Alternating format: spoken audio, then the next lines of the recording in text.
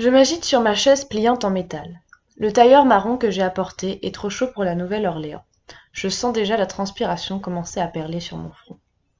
C'est ce qui m'occupe en cet instant, mes vêtements inadaptés, l'inconfort physique qu'ils me causent. Une femme va s'installer au bout de la table de conférence et nous présente une cassette vidéo. À moi et aux autres stagiaires. Sûre d'elle, posée, elle est vêtue d'une simple jupe noire et d'un chemisier blanc qui parvient miraculeusement à rester impeccable dans la chaleur. Voici les aveux de l'homme dont nous venons de terminer le deuxième procès, enregistré en 1992, dit-elle. Elle a un léger accent anglais et les cheveux remontés comme une héroïne des Sœurs Brontë. Il y a 9 ans, il a été condamné à mort, mais cette fois le jury a opté pour la perpétuité. Pouvez-vous éteindre la lumière ? Demande-t-elle à un autre avocat. Cause directe alors, cette vidéo. Si je n'avais pas vu le visage de cet homme à l'écran, si je ne l'avais pas entendu décrire ce qu'il avait fait, il aurait pu rester pour moi un simple nom.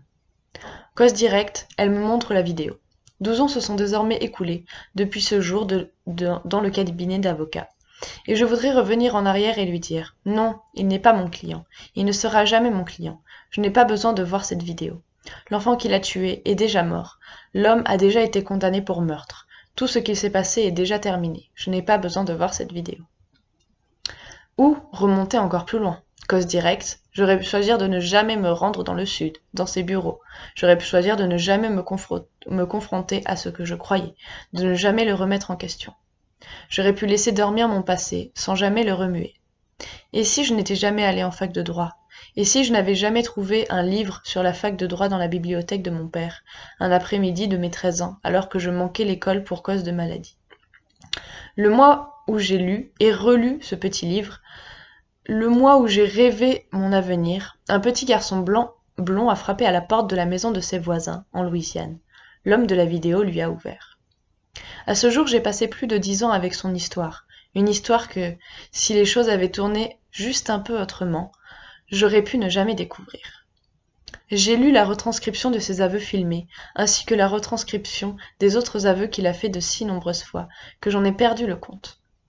En partant de là, j'ai retrouvé la maison où il habitait et où il a tué le petit garçon blond, et la station-service où il travaillait et où il a ensuite été arrêté. D'après les retranscriptions et en visitant les lieux en Louisiane où les événements principaux de la vie de cet homme ont pris place, j'ai imaginé sa mère, ses sœurs, la mère du petit garçon, tous les personnages du passé. Et j'ai fait la longue route, la route solitaire de la Nouvelle-Orléans au pénitencier d'État de Louisiane, Angola. Je me suis assise en face de cet homme, le meurtrier, dans un parloir, et j'ai regardé cet homme dans les yeux, les mêmes yeux que sur la vidéo. Cette vidéo m'a amené à réexaminer tout ce que je croyais, non seulement au sujet du droit, mais au sujet de ma famille et de mon passé. Il aurait peut-être mieux valu pour moi que je ne la voie jamais. Il aurait peut-être mieux valu pour moi que ma vie puisse demeurer dans la période d'avant, plus simple.